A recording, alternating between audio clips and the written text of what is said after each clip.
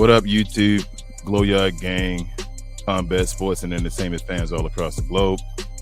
You're here for another episode of We Talk Combats with myself and my co-hosts, Queen, Travis, Justin / BA, and Devon.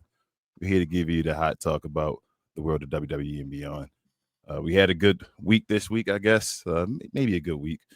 I don't want to say too good. It was kind of shaky starting off, but I guess we got to a good ending. We'll get to everything. But if you're new to the channel, guys, do me a big favor and hit that subscribe button somewhere near Devon's left shoulder, and also hit that like button.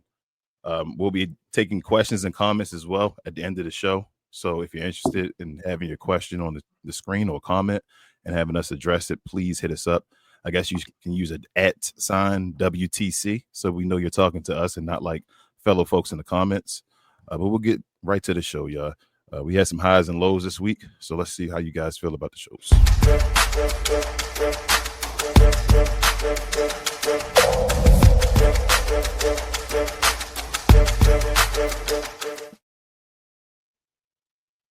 All right, y'all. So, oops, sorry. All right, there we go. All right, yeah. So this week we have Raw as normal. Last week we kind of touched on the qualifying matches that were to occur that we thought were maybe going to happen before Money in the Bank, and we had our own predictions. I guess we can go across the board and give everybody's opinion on, I guess, the result of the qualifying matches and anything else with Raw, and give our overall grades. I'll start with you, Queen. Babe, how are you today, first and foremost?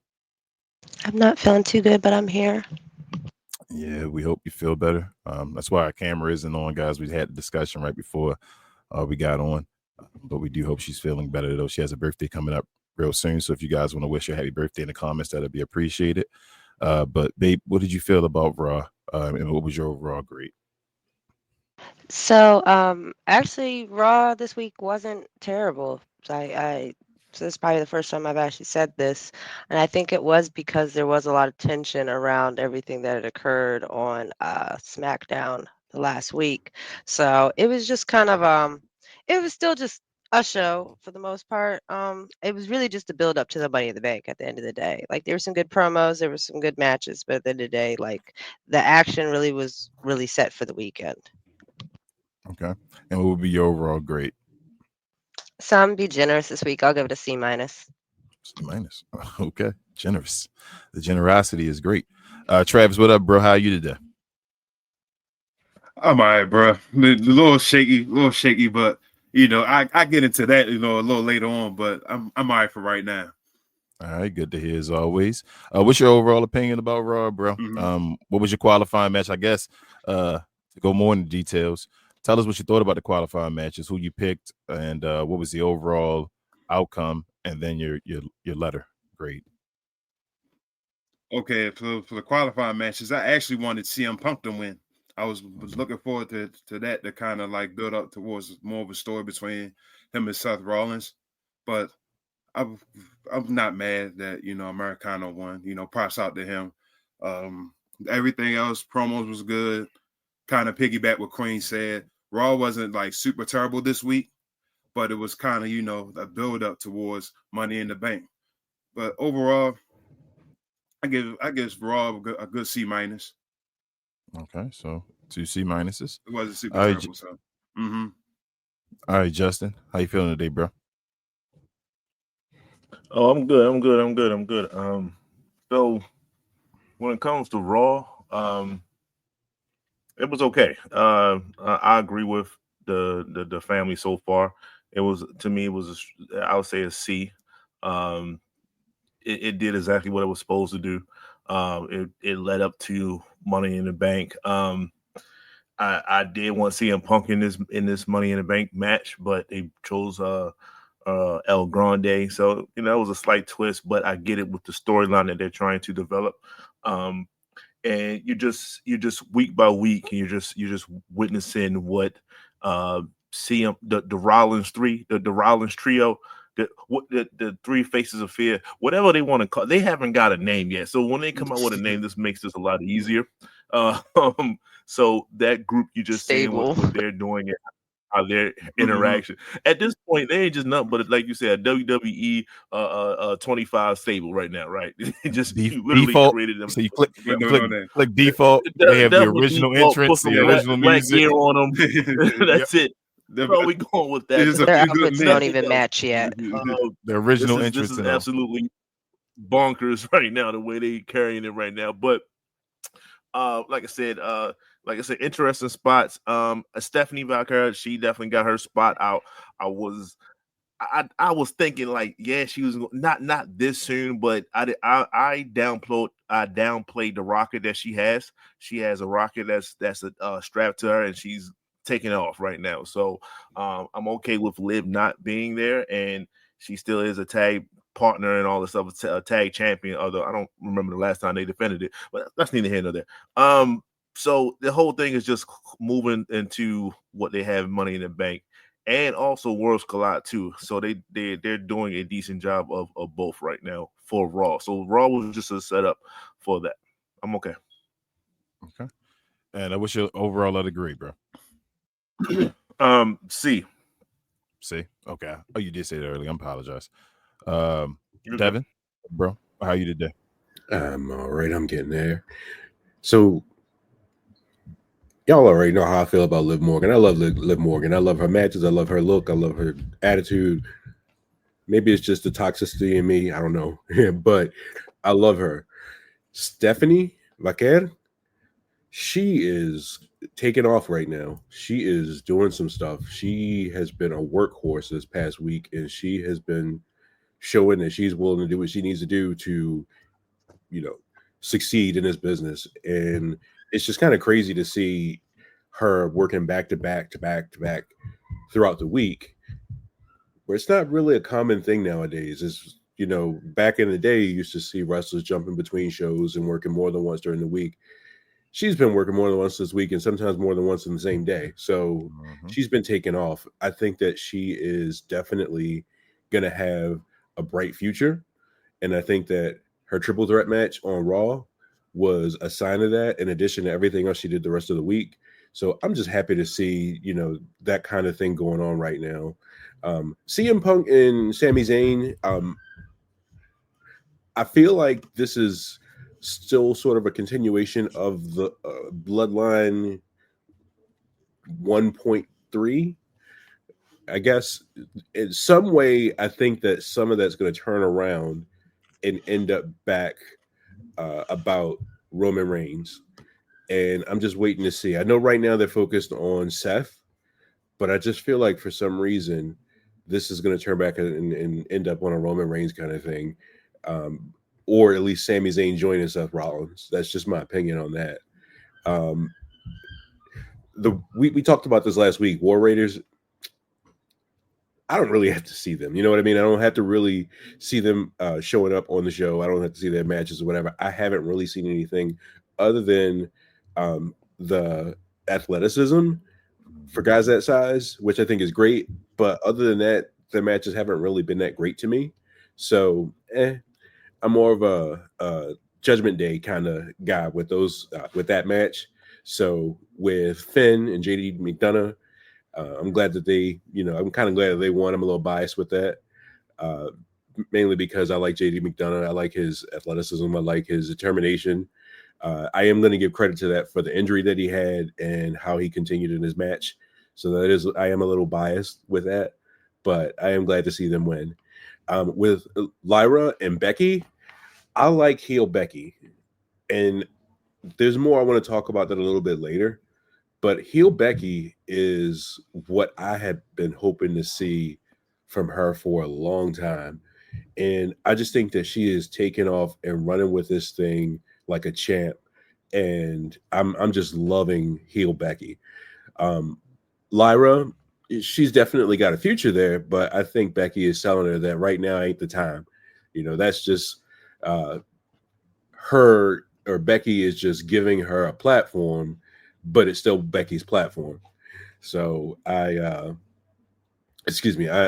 love heel Becky. And then Seth with his crew and Jay and his crew. Seth is still kind of using his opportunist kind of thing, where he'll let a lot of stuff happen and he'll just jump right in and he'll do his stomp and then he'll stand proud, which is good. It's still a good look for him. He is definitely he is the ultimate opportunist, and I think that eventually he is gonna be champion again. I'm just interested in seeing where he goes with it. I'm also kind of interested in seeing if any of this new personality, the fact that his wardrobe has changed. So if you notice, he's not doing the extravagant, dresses or jackets like he did, for a good while. So I'm wondering if they will kind of mention that at any point about that difference, about his image for his current role, for his current story, affecting his wardrobe. I kind of like it either way. For this particular show, I am going to say, I'm going to agree with everybody else. I don't want to be left out. I want to give it a C as well. So, yeah, that's I'd say about a C. Okay. Let's just make it an even C, just about average of a grade. I'm gonna go with C as well for the show. Mid, in my opinion. I know I'm usually just real brash about what I say, but I just thought it was mid. Don't have to watch this one again. It was just setting up for Money in the Bank a little bit more. I am a little with the outcome of Money in the Bank. I'm gonna talk about the outcome a little bit later. We're gonna talk about that, but there was no need for El Grande Americano to win the match. I didn't think that was needed. For them being involved multiple times that night, it didn't really push anything. You feel me, differently. So when you're complaining about talent and having too much talent that can't do anything and wanting to pay extra money, those are opportunities. Like we say, carrying cross, that's an opportunity for him. I'm not even like a huge carrying cross guy and all that, but I know people are behind him right now. So why not use that as a match for him? You feel me? Where you could put him in there. I think Seth Rollins got put in a match where, with him winning and being involved, he was the only guy that wasn't a mid-carder that was in the Money in the Bank match. It was just Seth Rollins, and then no one else had won a championship yet beside him. There was no CM Punk. There was no Roman Reigns. There was no Randy Orton. There was nobody at all. So I didn't like that one. The way that was situated with no CM Punk. But the Stephanie, I did like that one at the beginning because I thought she had a chance to win. But with her, in the situation of what happened, you feel me? I didn't think she had to be in there either. You could get it to somebody else if she was going to already be taking care of business. But it is what it is. Yeah. So overall, I mean, the rest of the show was really forgettable. You had a couple promos, you had this and that, same thing, same filler you get every week. But I'm gonna give it a C, just like everybody else. Let's move along. Go to SmackDown, guys. We had a SmackDown this week as well, which was the send-off show for Money in the Bank. What did you guys think about this show? Let's go the opposite way. Devin, what were your thoughts and what's your letter grade? So SmackDown, the continuation of the Logan Paul John Cena story, I think is pretty good. There's more about that story I would like to talk about, but I'll wait a little bit later for that. But just the way that they are taking advantage of Cena's power of celebrity, so to speak, in the WWE, and Logan Paul's in addition. I just think that this is a great opportunity for them to build this mega heel out of Logan Paul. So, we'll see where that goes. Jimmy. As we saw Jimmy Uso out there.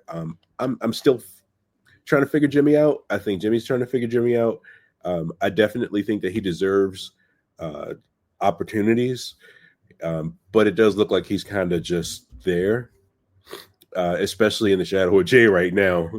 So he had a good match with JC Mateo, but I think that he's still trying to figure out, or at least the writers are still trying to figure out what to do with him and how to get him in a good feud and make things, better for him. Julia has been, what about to say, a rampage?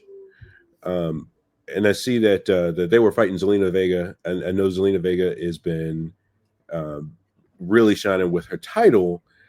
I love Zelina, but I don't think she's quite there yet where she's like her matches still need a little bit of work. Her match work still needs a little work.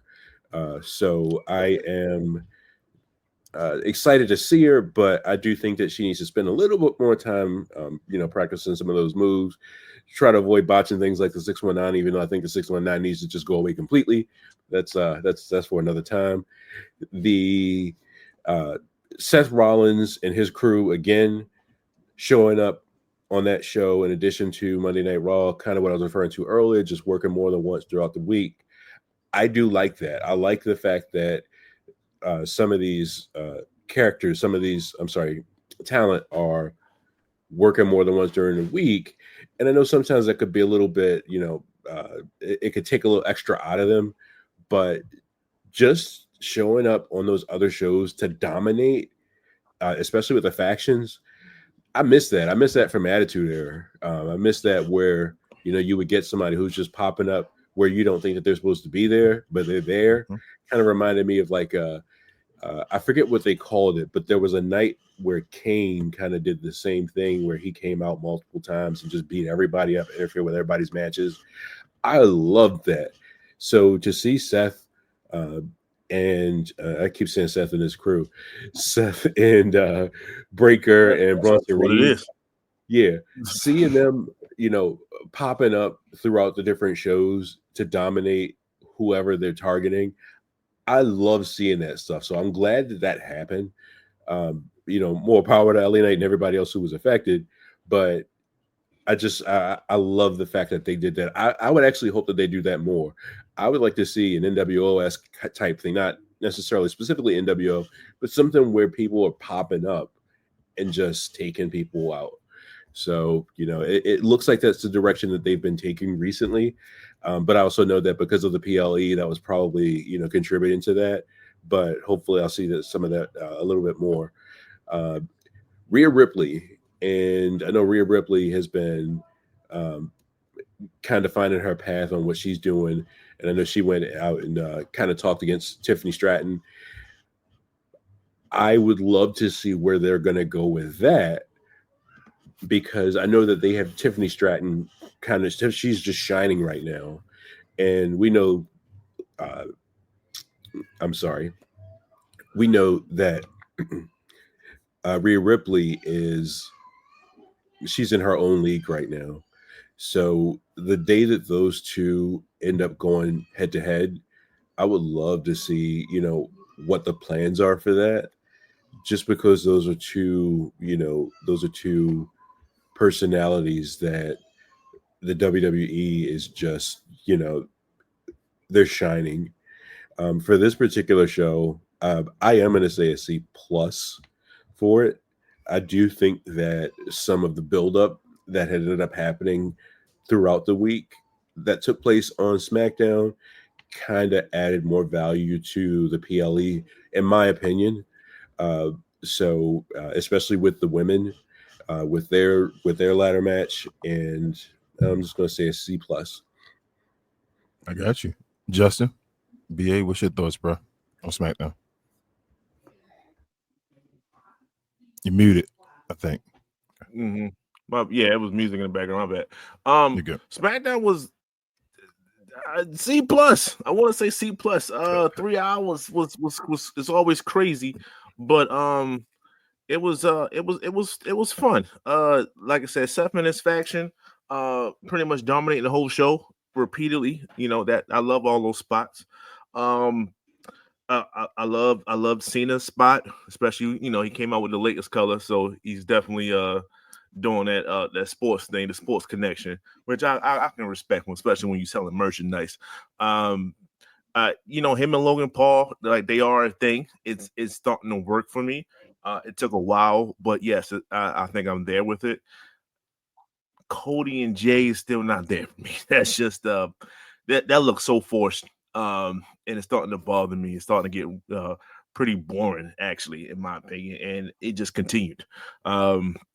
So not that side of it, but Logan Paul he's entertaining, guys, and so is John Cena when he has a nice niche, a nice role to attack, and I like that. But personally, this whole thing for me was all about Solo.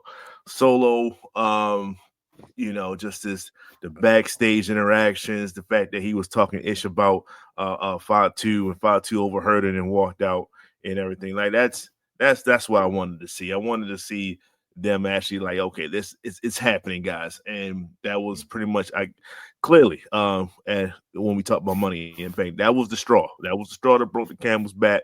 And I'm waiting for it just even more fallout from that. I think Solo's he's pretty much to me is doing an all-time heel run for himself, and he's entertaining as he's doing it. So he's just not the typical I'm a bad mouth the crowd, I'm a bad mouth whatever cities I'm in. No, he's just doing all this with the other wrestlers, and to me he's doing a phenomenal job. But besides that, like I said, to me, like I said, this show is a strong. What I say, C, it's strong, strong C, C plus. Okay, yep. Like I said, it's nothing too much to be added. I'm scrolling just to make sure I tackle on other things. Yeah. I'm gonna stick with that. I'm gonna stick with that just so we can move along with the show. One last thing, Naomi, great spot where she just gave up on that match and said, "Y'all can have at it." She's already in the Money in the Bank. She said, "All right, I don't need this fight right here. Y'all can go ahead on a fight." That is a great heel example of how to be a heel, and she pretty much played that to a T. Right now, between Solo and Naomi, they're both doing a great heel run, and let's just see where it goes for both of them. Yeah, Naomi's could be legendary, bro. Depending on all of that. She got a rocket. She's got that. Yep. And let's just see if they do it right. Let's just say that. What up, Travis? What you think about SmackDown, bro? SmackDown yet again, just like Raw. I give SmackDown a C. I love the what's that the Cena segment. I love the tag segment with all the teams backstage and the Y6 and all that stuff. That Selena, I don't know what it is with Selena now, but I feel like it's getting boring. Like between her and Chelsea and the Secret Service, like it's getting boring to me. I feel like Selena need at least somebody new to go against. I hopefully it's Julia coming up soon. What else? I would touch, the Aleister Black and LA Knight match. I wish that had a finish, but I want to say something else, but I will kind of wait until the next segment for the Money in the Bank. But overall, SmackDown is just another C. Understood. Okay. Queen. Hello. So I actually have a little bit more to say about this than I did about Raw, actually. So I do feel like this episode was very strong storyline wise. I feel like that's been lacking a lot. Is that some of the story hasn't been able to build not just organically but look natural. So there was a lot of good spots that went on SmackDown. I'd say the highest one probably would definitely be the Cena and Logan Paul bit, and specifically because of something that I actually don't like, which is that they're making Jey Uso very weak. So I'm not really liking that. I don't feel like him and Cody have good chemistry, but again, back to the Cena Logan thing, I do feel like they have a good match there. It's not quite clean yet, like they don't really kind of bounce off each other, but I do feel like they have a little bit more chemistry on the mic together. I don't like Logan Paul, so I mean, at the end of the day, I don't agree with John Cena and him saying that he's the future and all that stuff. But I thought there was a lot of good references to events that went on last week that we'll get into on Money in the Bank. But I wanted to talk more actually about the other aspects of the episode that I thought were excellent.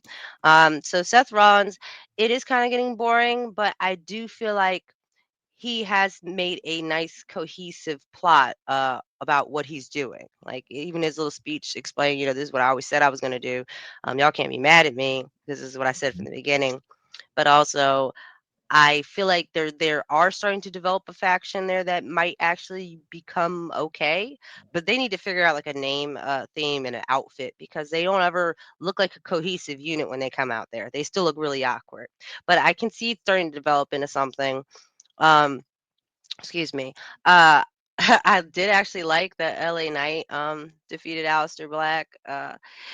Even though it was, disqualification, just because I think it's funny that we're getting all this LA Knight recently, and that I don't really like Aleister Black at all, but I think it was cool at the end of the day because it Rollins ended up coming into the situation, and that played into the earlier plot I was talking about with the faction. So everybody's starting to make sense. It doesn't seem like a bunch of randomness anymore with disqualifications. They're building something there. I felt like for a minute they were kind of forcing the interactions together, and it didn't seem like people would have a natural beef with each other. It was just, oh, now this person doesn't like this person. It's like, but why? Why don't they like them? Like, we like the actual matches, but it's the story too. Um, moving on though, kind of I have weird feelings about Penta because I feel like I don't want to say he's unsafe, but I would say for the amount of years that he's been wrestling, he does a lot of botches and he does a lot of situations that I feel like can hurt somebody. Um, and I also saw that, before with the Chad Gable match as well, but during the him and Andrade versus Julius and Brutus, I felt like Penta had a bunch of moments where he kind of lost himself and were kind of putting, other people at risk. But I mean, at the end of the day, he got himself together. But I really hope to see him get a little bit cleaner in there because obviously they're trying to really push him heavy. So if you're going to push him heavy, his matches need to look like the matches of a superstar that you're trying to sell him as. Um, I don't really know what JC Mateo's deal is, but I'm glad that Jimmy got some, movement on the card where he wasn't like him versus three other people and stuff like that. He just got a nice little, 1v1. Um, Zelina, I'm tired of her. I don't feel like she got good mic skills. I mean, I feel like, no offense, a lot of the women come in and don't have good mic skills, and that isn't even to me a language barrier thing as much as it is. I think they don't have mic confidence yet, and so I Charisma. think that's causing them to, yes, charisma. And so they're starting to like, they'll stumble a lot on the things that they're saying. Like even with Lyra and Becky, like it's a little choppy, but Lyra getting a little better at her comebacks. And Becky's starting to look like the weaker one on the mic. So it's one of those things where it just development and time will help those ladies out. I'm trying to remember the other two major ones. I loved the little Fatu backstage storyline, with them talking about him. Like it's funny because it reminded me kind of like those little '90s shows when like the kids are at school and then like the one kid walks around the corner and hears everybody talking about him, and then he's all sad the rest of the episode. Yeah, Yeah, it was just like that. Like, yeah, you yeah. play the sad music afterwards, like oh With the no. music, Then later in with the the episode, you music gotta learn a Yeah, he transition. said lesson. with the music. Yeah, exactly. But I really enjoyed that because I feel like it works. It works for the story. It works for what we got going on with the bloodline right now. I kind of am enjoying a little bit less of us needing Roman. Like we're getting starting to see other people's personalities now. So it's making for a good show. White Six, why are they the White Six when there's five of them? I don't really care about what comes on with them. I'm sorry. I feel like they need to be separated and go do individual things now at this point. Like it just, I'm over it. It's at the point where they keep building up for this big like comeback, and I'm not getting it. And I feel like we have enough solid storylines going on right now that we don't need it.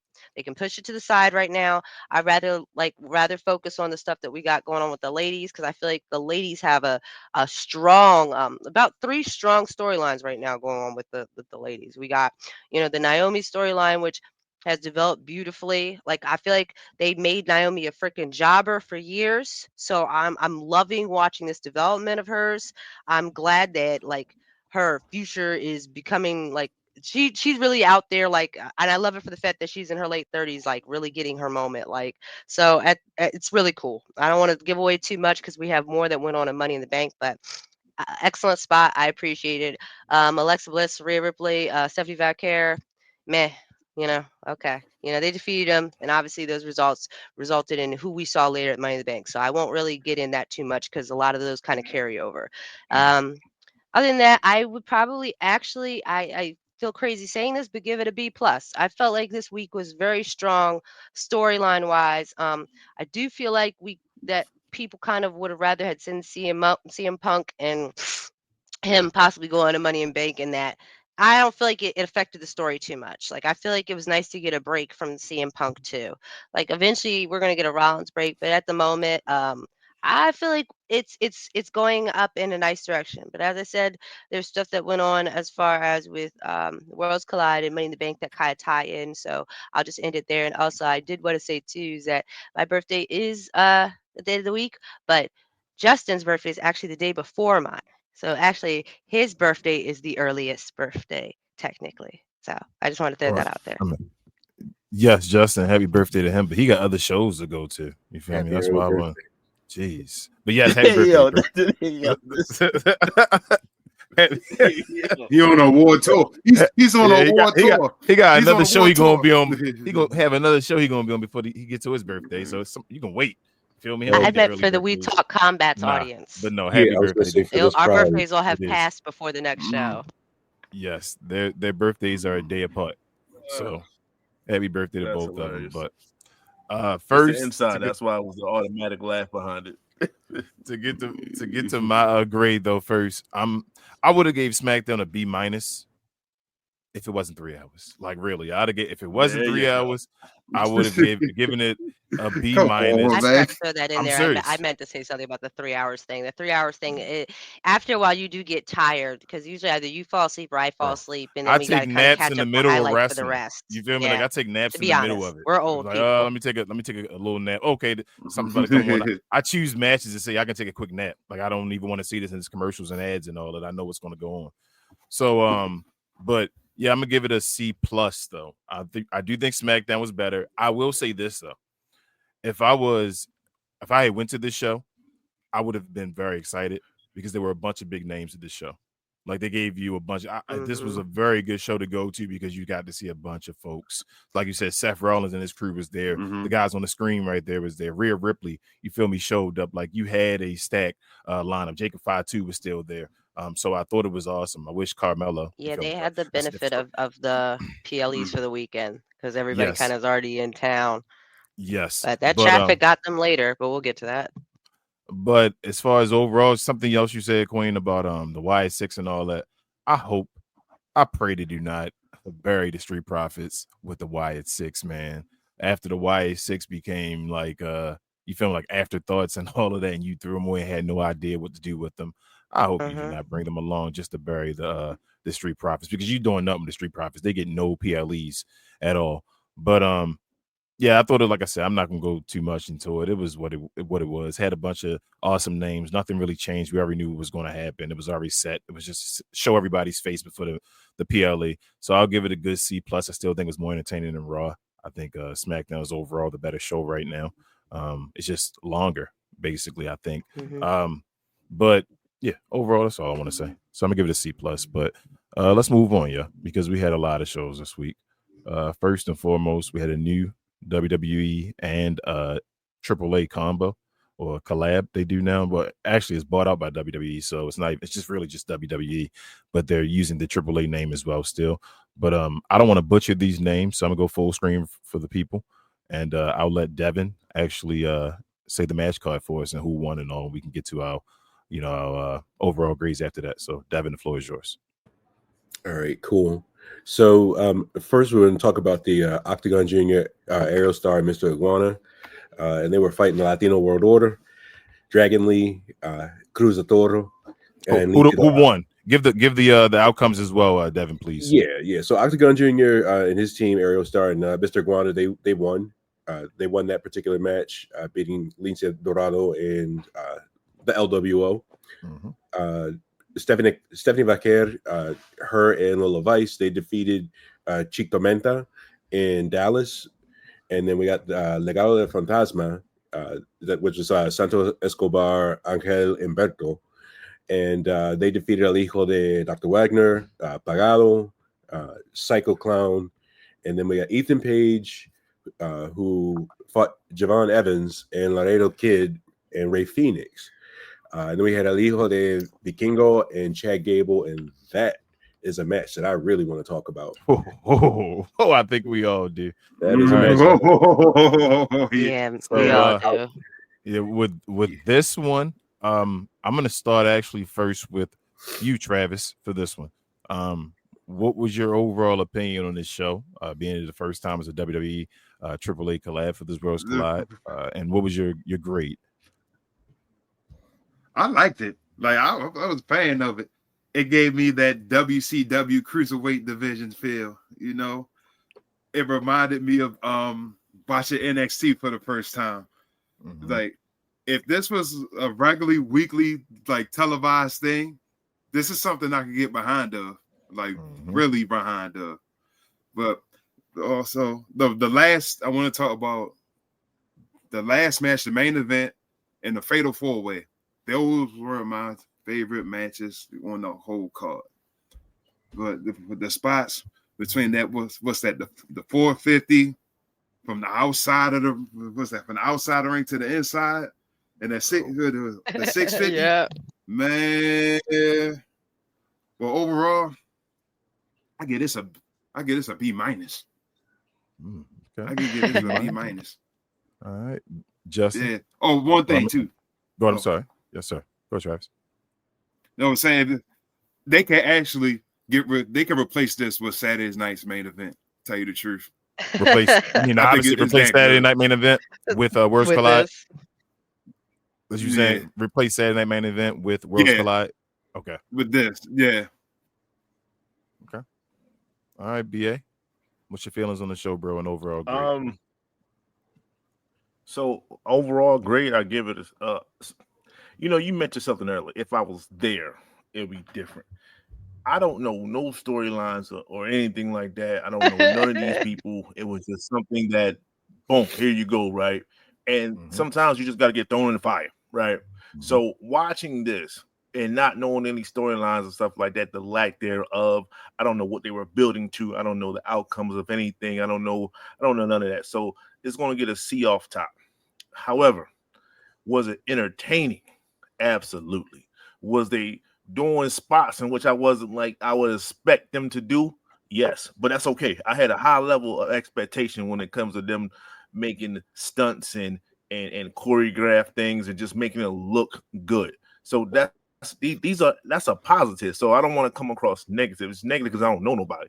And like you said, I'm not trying to butcher nobody's names because don't have me up there trying to say these people. And I took 2 years of Spanish. I know Devon did a hell of a job. It would have been terrible if you would have said that, yo, Justin, go ahead and do your thing on that one. Right. So and it just like the some of the old callbacks, like the dude with the iguana, right? Just remind me of Mr. Sacco and all of these, like, just having something, just something to make light of. Just a prop to do the House same Snow, spots. something to like use that. A prop. You feel me? Yeah. Like you forget so many things that used to be normal in wrestling. It's not. They got rid of, up until this point, especially with all truth, you can see that they're making. I don't know if it's calculated. I don't know what they're trying to do, but they're taking the fun, the entertainment part out of wrestling, and sometimes that's needed. That helps balance everything else up. You know what I'm saying? So you just can't have all seriousness. You can't. That's like having Madden and not having Street. Street was great because it was like different than Madden. It was different. You know what I'm saying? We can play both. You know what I'm saying? NBA 2K and Street. It's a difference, right? So sometimes you want to be entertained to go along with the seriousness of said matches. And this card was just all, to me, entertainment. And I'm glad that NXT, Javon Evans, right? Right, Travis? That's his name, Javon? Yes. Yeah, Javon Evans. Yes. His athleticism and things like that I would watch in NXT, I was like, well, maybe it's just him. Maybe everyone else is just a bit slower than him because they're more traditional wrestlers, so on and so forth. But to see him in this environment, I said, oh, we might got something here. So I hope, as money driven as the WWE is right now, and we all know they about that paper more so than any other time in history, they are about that paper right now. They need to find some way, and Trevor said it earlier, they need to bring this a part of the regular 3-hour shows. If I can split this up, sign some of these dudes, whatever it is you got to do, WWE. If I can get some type of more of an influx, led by Dominic Mysterio, he needs to be the person that all this goes around, centers around. And if they can do that well enough, this can take away an hour from both shows. Easy. Yeah. Make 2 to 3 matches and just let them do what they do. And have their own belt or whatever. You can have whatever alliance that it was a AAA or whatever. Just AAA. Hey, this is the AAA portion of SmackDown, and just let them do them, and then we can move forward. That will make so much more entertaining. It will hold us down, so we ain't got to think. Oh, this is one of those boring matches, guys. We're going to take a little quick 5-minute nap, like King was saying earlier, and then come back for the main spots and things like that. This is what's needed to be done because they're not doing a great enough job with the talent that they have now. That's a whole nother conversation, but this is an easy fix to fix that other creative issue that you have in which you're not doing anything about. So that's my thought. I say all that to say it's a C, but this thing was entertaining and stuff. It's a C because I don't know nothing about them. That's all. Devin? Thank you. I've been waiting for this. So I'm going to be biased. I'm giving this show an A+, 10 out of 10, 5 stars. I'm giving it everything. First off, I love the Mexican lucha libre style of wrestling. To me, It's not Rey Mysterio. Just not Rey Mysterio. But not Rey Mysterio, but my favorite Rey Mysterio. WCW Rey Mysterio. Rey Mysterio Jr. Yes. Amazing. Amazing in WCW. And actually, that's part of the point that I'm going to try to make right here with this. One of the things that scared me the most when I heard about AAA being acquired by WWE is whether or not WWE was going to WWE style or WWE-ish change their match flow. I don't like WWE lucha libre style wrestling because WWE slows everything down. And I missed this because I started watching this with a lot of us did in WCW. And when WCW had their cruiserweight divisions out there, they had the lucha libre style wrestling and they let them do their thing. Those guys can do a lot of work and they can make it look effortlessly because of their training that they have. But they let them keep their speed, they let them do their spots, and everything just kept you just at the edge of your seat whenever they're fighting. And that's what I got from this show. And I miss this style wrestling, and I hope that they don't try to ever change it. I hope they don't try to ECW it and try to make it their style and dull it down or whatever. But just the feel that I got from this match, A+. And I just love it. Mr. Iguana, I can see that guy. He's already a star in his community, but I can see he's going to do some big things in this particular crowd. Now they have this larger platform. Now they have more exposure. I think guys like him are going to also have a lot of star power, mainly because of his level of entertainment. The fact that he had Jessica in the match as not only a prop, but a character in the match. You know, Jessica actually went for a pinfall at one point. So, you know, the fact that things like that are happening, and I think that the lucha libre style wrestling is a lot like the Japanese style wrestling, a lot like what you would get in Japan. There are some hard bumps and spots, but they focus a lot on the entertainment aspect, and they make it look fun. And they do it in a way where they can continue the match or they just want to entertain you. But there's a lot of that in the lucha libre style matches as well. And I think we got a lot out of that. For example, like that Mr. Iguana match where, I mean, he's tossing Jessica over at other wrestlers and they're taking bumps from Jessica. I think we even got a standing, I forget what the move is called. It was like a standing back the flip thing that Homeboy did. Yeah. So I think we even got that. So, you know, so seeing things like that, I love it. I love the fun that comes with those kind of matches. Earlier, I mentioned Stephanie Laquer. She has been a workhorse this week. And she, I think that they said that she has it was like 60 some minutes or something like that clocked out of a less than 24-hour period. Yeah, she did three matches in less than 24 hours. She did 3 matches in less than 24 hours. And I think so what ended up happening is the Money in the Bank match added a lot more time to that number that she has.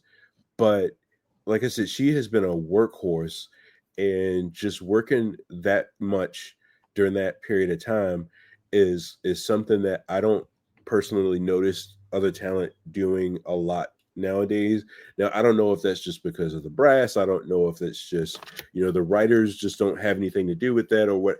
I don't know what the reasons are behind it, but I just like the fact that we're seeing her more frequently, giving her more of a chance to build her crowd, to build her fan base, and to show what she can do.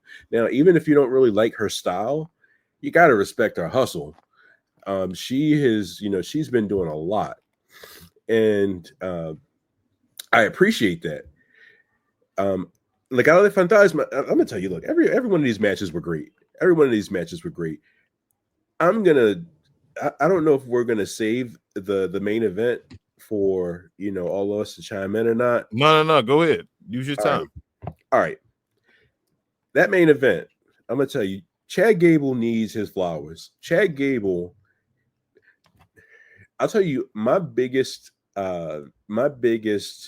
problem that I had with the Kurt Angle's son story, it should have been Chad Gable. Yep. Chad Gable should have been his storyline son. Chad Gable is Kurt Angle of this generation. And just the level of intensity that he has in his matches, the strength that he shows, the fact that, this guy is strong, and just the stuff that he pulls off, he's a mirror image of Kurt Angle, and in some instances a little bit better. And I'm just going to say that as far as the strength part, because seeing him German suplex somebody like Otis, and in his style, because Chad does a pause, he'll lift you up and pause and then suplex you. So the fact that he would do something like that with somebody like Otis and do it where it just doesn't look like he had to do much to, to try whatever, that guy is something crazy. Cesaro type stuff. But the way and the technique that happened in this match with Alejo Vikingo, that match was everything. I didn't expect to get that kind of performance out of him out of that match. But Vikingo, he's already a star in AAA. He's already have his fan base down in Mexico, and he does a lot of amazing things, and we got a chance to see that.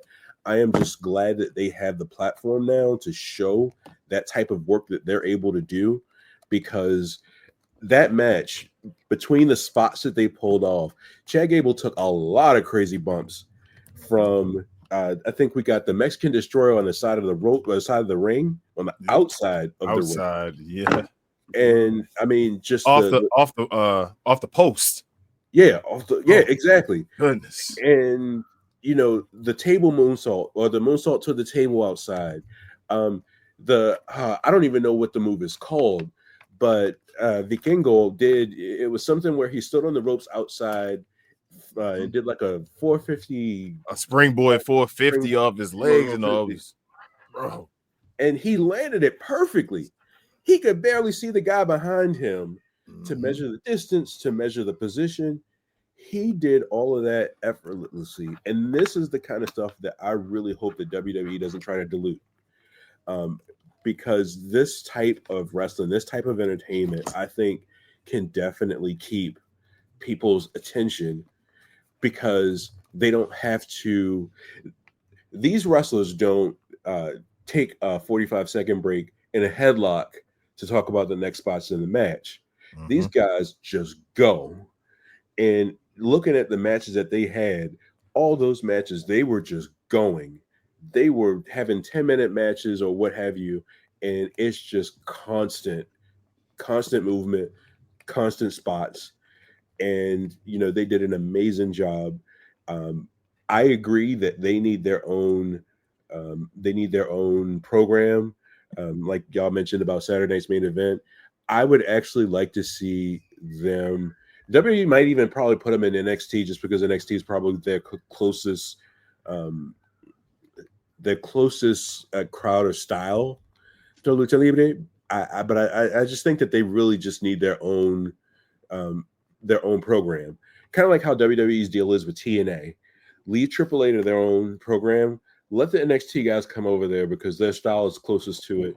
That's what what we saw with Ethan Page and what we saw with Javon Evans. Those guys can go over into that side, and they have more freedom to do their spots, to move around quickly. They don't have to water anything down, and I think that they'll succeed. Dominic Mysterio he would succeed in this as well. Giving him that opportunity to wrestle in that style, he would do great. And but yeah, I say this show again. I know I'm biased. 10 out of 10, A plus. That's just for me. Yeah, that's it. Nice. Queen, you got to follow up behind Devon with the 10 out of 10. What's your opinion on the show and what's your letter grade? I guess the first thing I wanted to say, but I guess everybody kind of like covered on it a little bit, was just the history of luchadors, the entertainment value, just the cruiserweight look of everyone, because just they're usually smaller statured, but also just the fact that I'm really enjoying seeing a lot more international talents.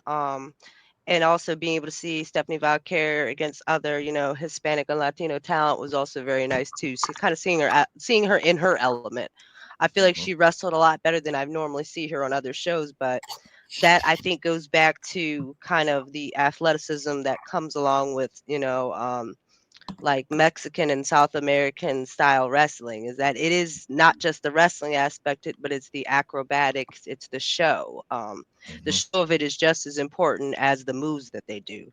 Like the moves are part that moves the show along, but we want to see the awesome, we want to see the awesome executions. We want to see the acrobatics. I do feel like we, for the most part, see a lot of those what's the word? I guess like a lot of those echoes with like someone like Rey Mysterio, but seeing a lot more of it and seeing people with their own styles of it was really cool. I thought all the matches were great. Like obviously the Chad Gable versus El Hijo de the Kingo. Yes, that one was the one that took the cake. It Chad Gable always puts on a great match. I don't really necessarily like him, but uh he came, like I feel like everybody came to this Worlds Collide like the rent was due. Like I feel like everybody put on a fantastic show. I feel like Chad was able to kind of mirror their vibe and their energy and make a good show with them. It was also cool seeing was it Kevon? I hadn't seen him on the other like NXTs and the TNA, so I know there's a bunch of people that I don't see as often, but seeing them kind of pop up on these shows too was pretty cool. It was like, oh, okay, cool. Like I get to see you in a moment, and you get to be on a PLE essentially. You know what I mean? That's pretty cool for you. But back to the Gable match, like I mean, most of it's been said already. Is that Gable was taking some crazy bumps. He almost like he was gonna die a few times. They both looked like they were dead for a second, like a few times. There was some moonsaults. I remember. Like they were like Chad was putting the Kingo on a table. It was just a lot of just exciting moments, like those ones where you audibly yell because you're like, oh my god, what am I watching right now? Like it was giving like EC dub without the violence and more of just the choreographed stunts, because at the end of the day, this is what we watch it for, is for the stunts that these people do magnificently and just watching them put on these fantastic shows. So as I said, like I could sit here and go through every one of the matches, but we've already been going on for a long time. So as I said, I'll kind of just sum up the last bits real quick. What's his name? I'm trying to remember the iguana guy. Like Yeah, he Mr. already Iguana. became a meme. So Mr. Iguana. everybody was enjoying his his whole, not just him and his performance, but they were still enjoying watching him in the audience at Money in the Bank. That's how much of an effect he had on people. Was that people were laughing. Some people were laughing to tears. Some people couldn't even believe they were seeing that kind of stuff in 2025. Like as everybody mentioned, it was kind of a like callbacks to Santiago and callbacks to Mick Foley, like callbacks to Al Snow, just Santino. callbacks to use Santino. Uh-huh. Just callbacks to different props being used to tell your story, even as funny or like just ridiculous as it is. Just real quick, I know that kind of people look at it like luchadors are kind of like almost like wrestling clowns, and that's kind of not to be disrespectful. That is kind of what they are. Is that they give you the acrobatic show of a carnival artist, but also give you the comedic parts of a clown, the funny hits.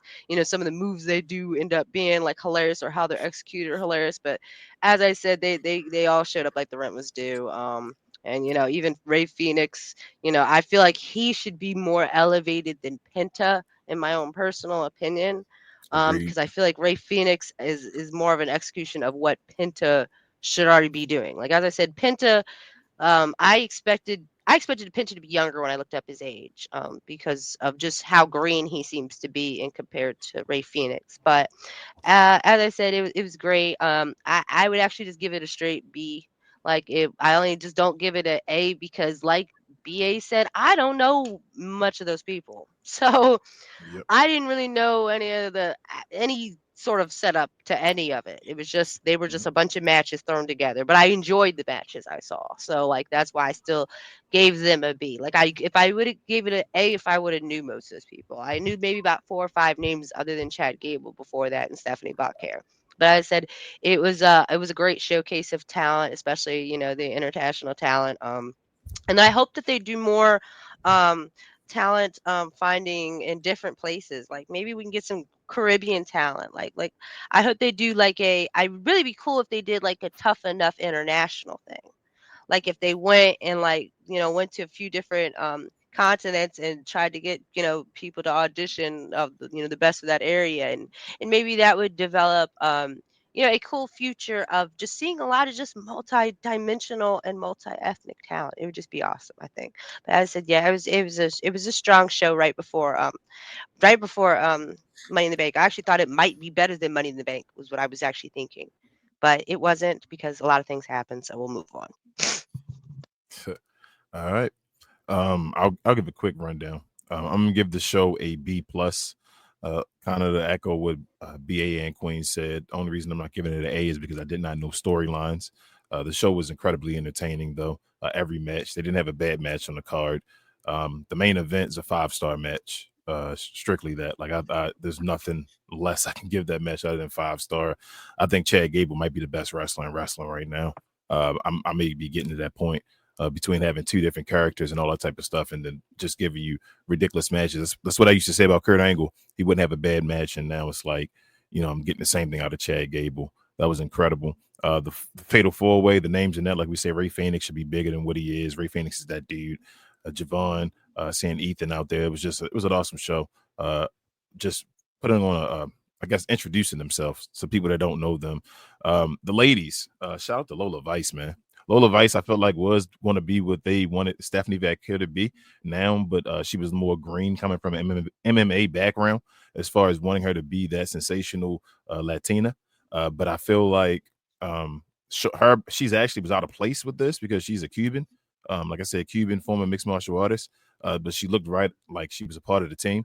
I thought all of the ladies did a great job. That match was just incredible. I became a Stephanie Vaquer fan yesterday.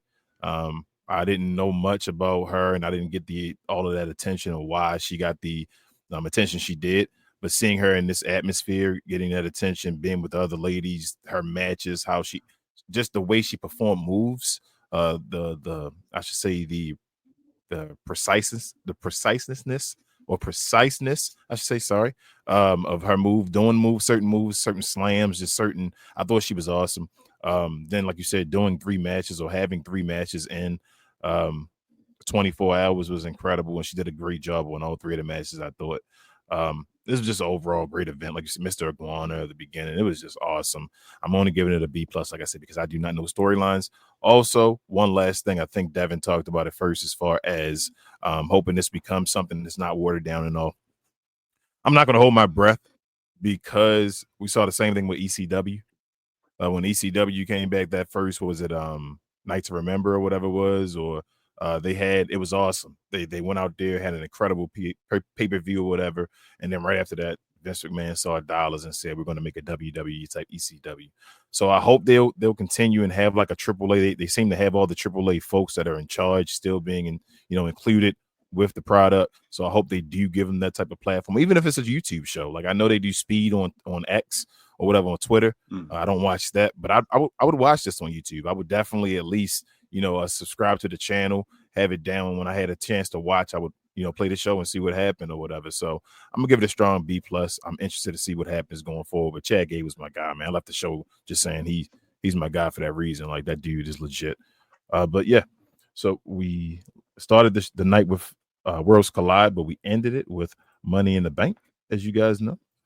As I say, we had an impromptu match with Dominic Mysterio and Octagon Jr., which happened from the first show from Worlds Collide. They got into it, and then Dominic actually put his Intercontinental Championship on the line. We had Dominic actually defeated Octagon Jr. The Women's Intercontinental Championship was on the line as well with Lyra Valkyria. She actually was defeated by Becky Lynch. Becky Lynch is Junior Intercontinental Champion. And the Women's Money in the Bank ladder match, it was Stephanie Valkyria back here.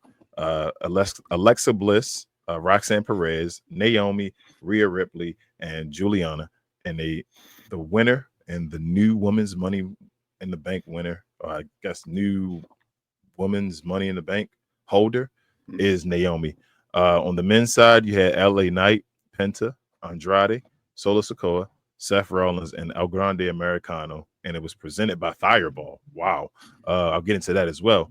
But the winner of that match and the new men's Money in the Bank holder is Seth Rollins. And then lastly, we had a tag team match between John Cena and Logan Paul. I'm sorry, the WWE Undisputed champion, John Cena and Logan Paul, against Cody Rhodes, and even though he had second billing, the WWE World Heavyweight Champion Jey Uso, and Cody Rhodes and Jey Uso took home the victory in that one. So I will start this one off with you, babe, Queen. I'm sorry, no. We're going to switch it up. You already had a start. Start with BA this time. Justin, what do you feel about Money in the Bank, and what's your overall grade for this?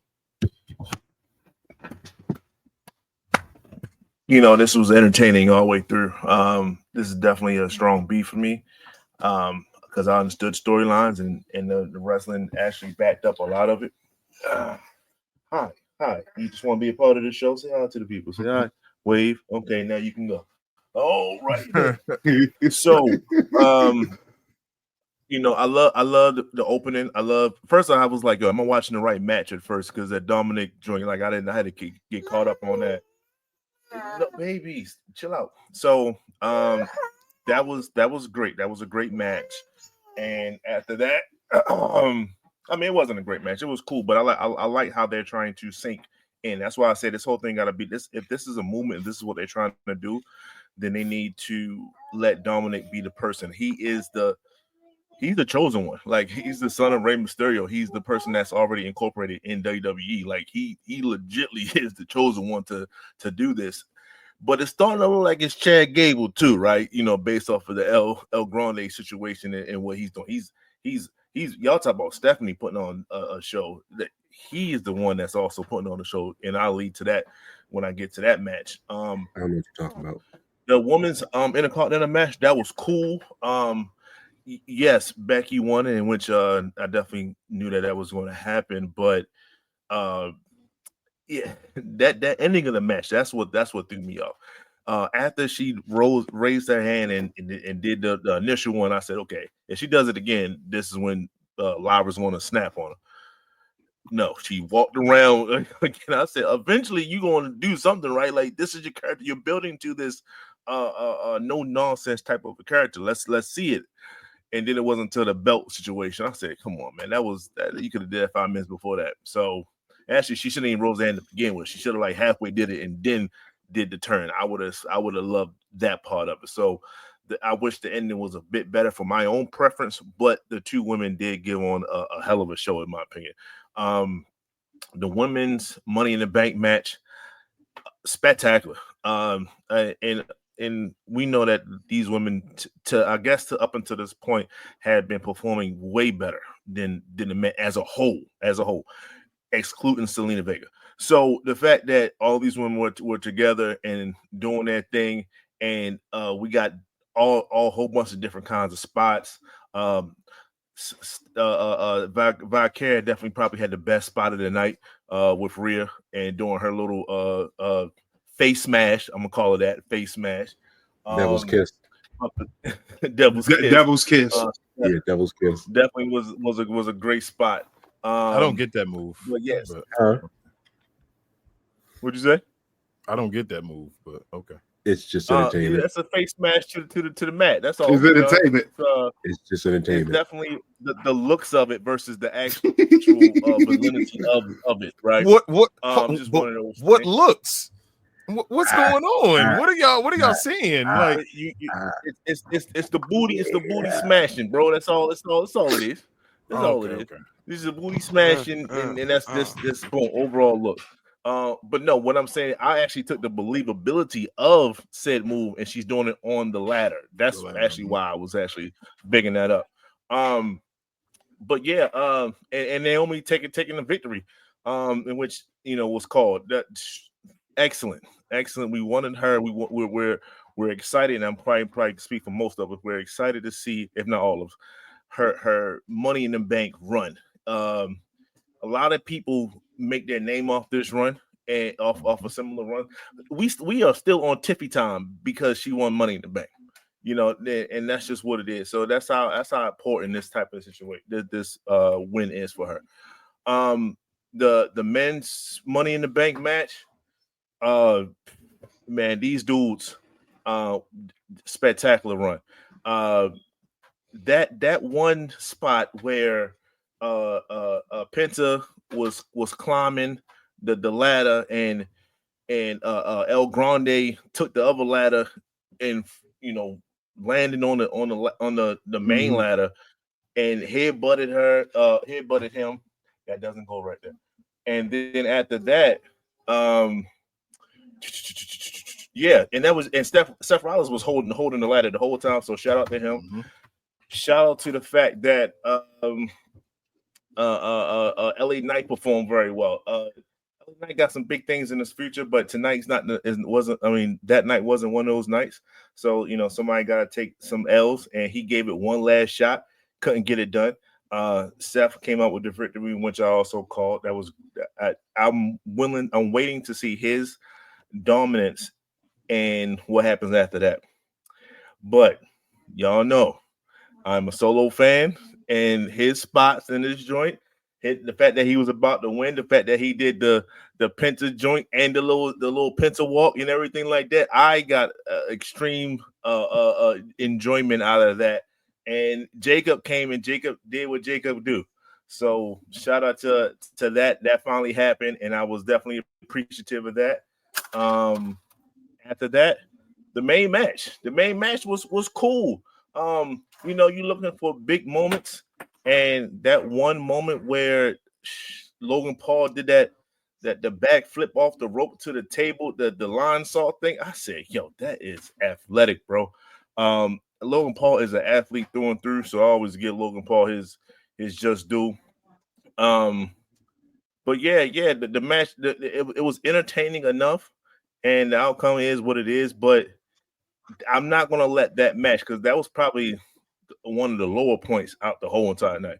That and Dominic's match, but the middle three, I think they carried everything. And this is Money in the Bank, and that's what it's supposed to be. This is not a title person. It's not a title match. It's not that type of PLE. It is a whatever it is, like the Royal Rumble and things like that. Those are the matches. The match itself, the title match, is what's important. And both title matches from both sides, but the women and the men, was spectacular for me. Yes, sir. All right, Devon.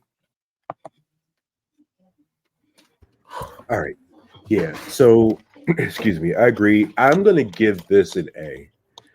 And I'm going to say they definitely did their thing. Out of that women's Money in the Bank match, Stephanie putting on that show as the third match within 24 hours and what she pulled off in that match, again, super props to her. I think she did great. I'm a fan of the Devil's Kiss. I might be a little bit more on Booker T's side with that.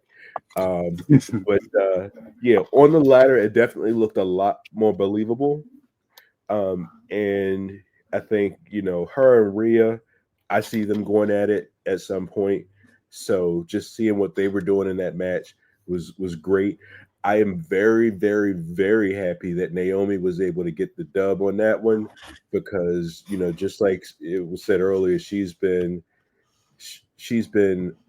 enhancement performance, so to speak, for a long time. She definitely has the athleticism. She definitely and now she's starting to show off her promos, her promo skills, which are working out a lot better in the heel form. So the fact that she gets to shine with her athleticism, but also show the fact that she can talk some good trash, I'm loving that for her. I want to see her succeed. I hope that she continues going with this. I can't wait to see when she chooses to cash in that Money in the Bank contract. But yeah, no, I think that was amazing. I got to sidestep for a quick second because I wanted to give a shout out. And I meant to do this earlier to let's say Michael Swole. So Michael Cole, on the last few matches, first off, he just celebrated 28 years of broadcasting as of yesterday. So, congratulations for that tenure that he's been, out there. And on Raw, he wore a Pacers jersey and he was, flexing his muscles and everything like that. That guy's been hitting the gym. He's been putting in his work, So I just wanted to slide that in there real quick and say, first off, congratulations, Michael Cole, for the 28 years. And then also good job with the, working out and everything. I definitely hope to see him succeed. I am definitely loving the fact that he at least appears to be having more fun. And I hope that things work out better in his favor. And now just to kind of go back to the pay-per-view, Dirty Dom, I love Dirty Dom. I'm a huge Dirty Dom fan. It's a little weird. It's a little, off because of his dad. I think it's a complete deadbeat. And I think the fact that he pointed out that his dad is a deadbeat is probably what makes me like him even more. So, I mean, my dad wasn't really, I'll leave that as another. But yeah, no, I think that he's going to shine, especially if there's more Lucha Libre talent that he has the opportunity to work with. I honestly think that the heavyweight division that he was surrounded by is probably a little bit more than what he should be exposed to right now. And that's not a lack of talent. He's just not a big guy. And he doesn't appear to fit well with some of the heavyweight division just yet. So I think that giving the opportunity to work with more Lucha Libre, to work out his style, build his character a little bit more, and I mean the attitude and everything, all that's already done. He doesn't really even need to do any more work with that part, but just kind of building himself up more to allow him to venture into the heavyweight division eventually. I think that this roster that they have coming up with AAA can definitely help that. And I definitely wish him the best. I hope that he succeeds. I hope that he improves and gets his opportunities to work more and hold some more gold. Becky Lynch and Lyra Valkyria. I'm gonna tell you two matches that were pretty obvious. This match of Becky and Lyra and the men's Money in the Bank. I don't think there was any really doubt of who was going to win those two matches. And with Becky winning the match, I think that the after match, basically the stuff that happened after the match, I think that was kind of the best part. I could just see, just like BA said, as soon as you saw Becky, after she got her hand raised, she was asking for more. We knew something was going to pop off because, the fact that you keep adding new stuff and keep making me do more, the only stipulation was raising the hand. She didn't have to raise the hand and face all the different corners of the ring. She didn't have to put the belt on her or anything like that, but Becky decided to be extra. So Lyra ended up lashing out, and I liked it. And I'm sorry, excuse me, one sec. Sorry, I had a cough. And the men Money in the Bank. Shout out to Solo Sikoa. I love that Solo is showing his personality now. Solo is a funny dude. And watching him even taunt the other wrestlers, like you said, with him doing the Pinto Walk, him doing the Cero Miedo, just in LA Knight. He did the LA Knight as well. Watching him do that kind of stuff, and I don't know if y'all remember, there was a time where he there was a house match where he was, I think it was Seth that did it. He took a power bomb into a it was Roman to the table. In the table, and Seth was in a panic when Roman was walking over with him in that in that power bomb, ready to throw him down. And he's praying. He did the the acknowledgement. He was doing all that real quick to try to get on his side, his good side or whatever, get him to stop doing it before he got powerbombed. And just watching Solo's personality come out like that, especially in contrast to the way that he started in the Bloodline with zero personality on purpose, and just a blank stare, because of him being an enforcer. This side of him, I just love seeing, and I hope that continues. Just like it was said earlier, I think that the comedy aspect of it also helps with morale, whether it's with the performers, behind the scenes, whether it's with the audience, keeping them engaged. I think that comedic aspect is it's just as important as any other part of the show. So I'm glad that we got to get some of that out of that for that particular match. El Grande Americano, I know that he's been, busy with his matches in Mexico. I definitely, wish him the best. I'm glad to see that he was able to make his way into American wrestling and start to shine just like AAA.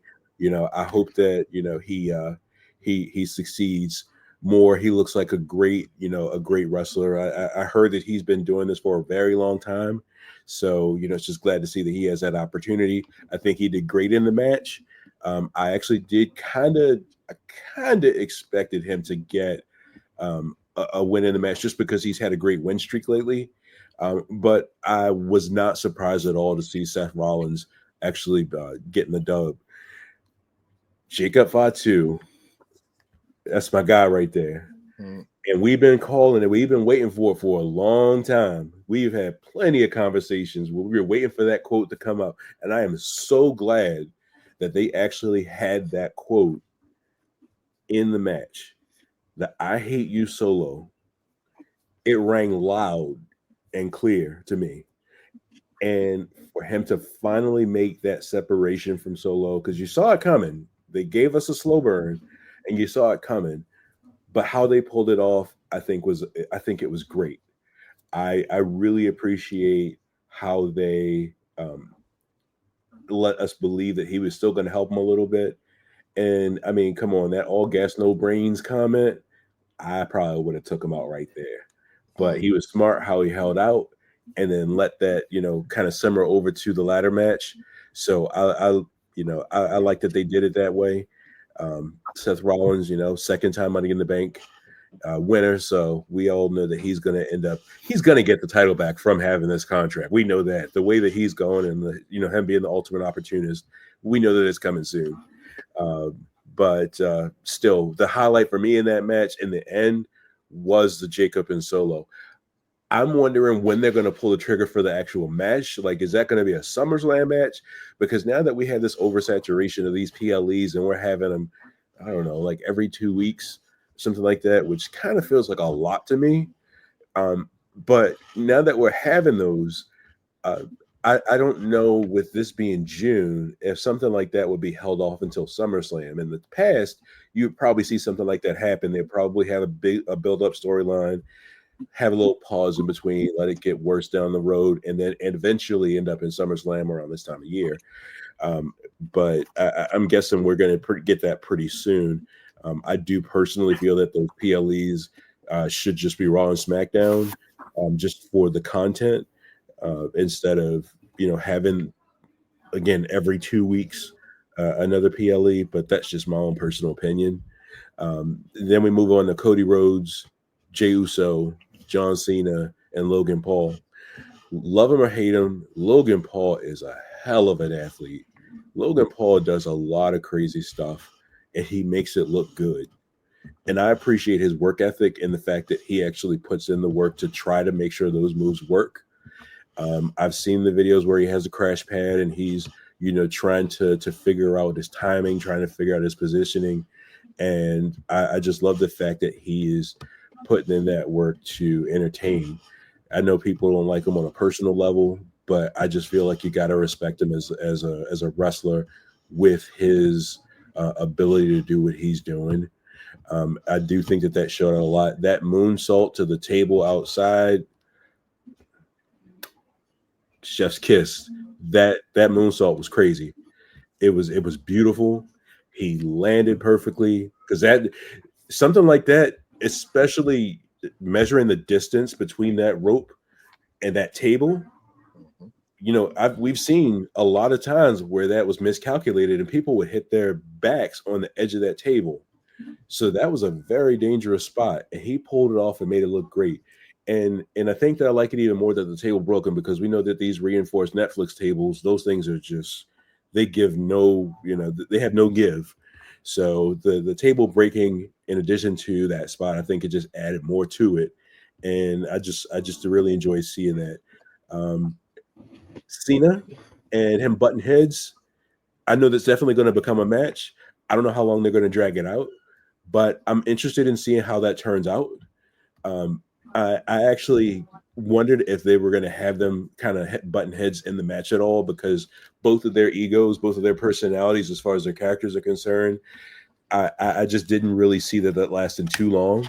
So hopefully we get a better view on what happens with that. Come, I think they're both on Raw, and see how that ends up going.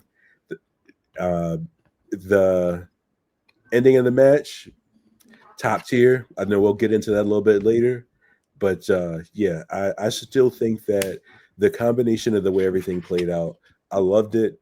I love that the work that a lot of them put in, and I'm gonna keep that as an A. All right, Queen. Oh, so the Money in the Bank was the high point, I guess, of the weekend, and what we all waited for. I'd say the best matches for the most part that I enjoyed was women's Money in the Bank match, and then just because Naomi won, I felt like the women had hit a bunch of awesome spots. There was two parts where there was dueling scenes done on the ladders, which was amazing. Um, I would feel like for the most part, nobody really was botching moves, and they were selling moves really well. Rhea was selling a lot of the ladder moves that were done on her. At some point, she was covered in ladders. Um, and I feel like all of it was a good build up to Naomi winning. I did say that I felt like she was going to win. I thought it was going to be her or Stephanie. I just didn't feel like they were going to push Naomi, but at the end of the day, I'm glad that I was wrong. um, I think the Dominic and Octagon Jr. Match was basically kind of like a continuation of the things that we saw at the Worlds Collide. So it was entertaining, but I mean, it wasn't really what everybody was there for. Um, I really didn't care much for the Becky Lyra match. I kind of, as I said earlier, even though a lot of their talking points are getting better, I don't really care much for this beef at all. I feel like it's gone on too far, and I feel like the heel they're trying to make Becky kind of seem like it just seems more desperate instead of it just not this just doesn't this no thank you. That's how I feel about it. No thank you to both of them. The men's Money in the Bank was awesome too. I liked the playover, like I was saying earlier, from the uh, the Jacob solo situation and overhearing them on Smackdown. That played over into the Money in the Bank match, so I thought that was awesome. It kind of made everything work out because he did the whole "I hate you" thing. And like it was like, oh snap, because I really thought Solo was actually going to win. I thought he'd probably be Solo or LA Knight.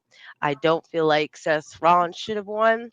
I kind of feel like he was going against a bunch of people that aren't even as high up on the card as he is, aside from Chad Gable. I mean, excuse me, El Grande Americano, because Wade Barrett said that was definitely not Chad Gable because they have different nipples, but apparently that's not him. Exactly. As I said though, at a point when I started realizing it was going to be Seth, it kind of like deflated. And I feel like everybody in the audience felt the same way about it. Like they kind of just were like, oh, we watched all that just for it to be you. So meh. Like I know he's had it before, so it's kind of just like womp womp. Really, what everybody was really watching for at the end of the day was Jey Uso and Cody versus Cena and Logan Paul, and that was a continuation of the whole John Cena promo that he was doing on Friday, saying that Logan was the future, and everybody was shouting, "We want the truth, we want the truth," and he was telling us that we can't handle the truth. So my issue with the match is I don't again feel like Cody and Jay got good chemistry going on between the two. So sometimes it just doesn't seem like I don't know, it just doesn't seem natural. It don't seem like it works. It doesn't seem like in a normal situation they'd hang out and have like a beer together. So it just doesn't, it never feels genuine to me. But as I said earlier, the John and Logan thing does seem more genuine. It seems more genuine that John would groom him as like a replacement, quote unquote. And I don't like how they're showing Jay's being so weak. I mentioned that earlier that I don't know what's going on. Why they had Cody kind of presented himself at the beginning like he was the one that had a belt, and that was weird because Jay's the one that has the belt right now. But Cody came out like he's the hero of the situation. So it just was weird. But obviously the big build up was, to the T, I guess, of the week. So I'll hold back on that one.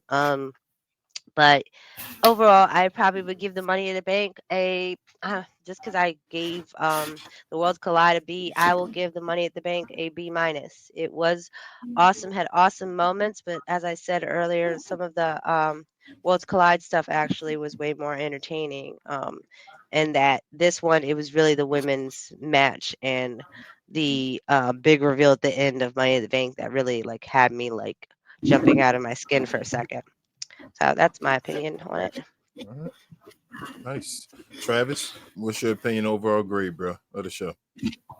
The show, I give Money in the Bank a B minus. And the only reason I give it a B minus is because the fact that the men's Money in the Bank match. And the reason is because of the end result. Like, as you can tell by my backdrop, you know who I was pulling for. Like it don't make sense. Like my problem is that you have LA Knight who has the most matches so far this year with the second most wins in this calendar year. And you just yet again for the third straight year in a row, you just want to straight put him on the back burner. Like this is crazy. Hold on, Travis. Hold on. Travis, hold on a second. Hold on, man. Again, this might just be for you. I think you might have to get the screen for that one, bro. What's up? Let them know how you feel, bro. Tell the people how you feel, man. All right. So look, this is the problem I had with the Money in the Bank briefcase ladder match. Okay, I get it, Seth, everything, main event, everything, and all that stuff, but this is the fact that LA Knight, yet again, for the third straight year in a row, got put on the back burner because why? He's not a main. He's not a main eventer. He's a mid carder. Like, so what? Like, this is the time right here in this match for these guys to shine and get something out of nothing.